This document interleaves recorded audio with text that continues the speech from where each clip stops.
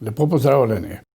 Spoštovane dame in gospodje, zahvaljujem se časopisni hiši Večer in komisiji, ki je v letošnji izbor osebnosti leta za področje gospodarstva uvrstila mene.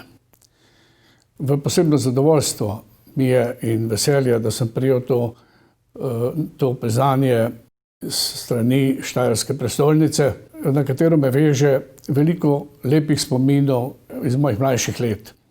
In tudi kasneje, ko sem začenjal poslovno pot, zelo dobro se spominjam sodelovanja z Tamo Maribor, s katero smo dolgo časa sodelovali, potem z hidromontažo Maribor, ki je vodil gospod Kropošek Tone, z Metalno Maribor, v času, ko je vodil gospod Vadnal, in z strojno tovarno, pa tudi z Jeklotehniko, ker sem sodeloval z gospodom Gradišnikom.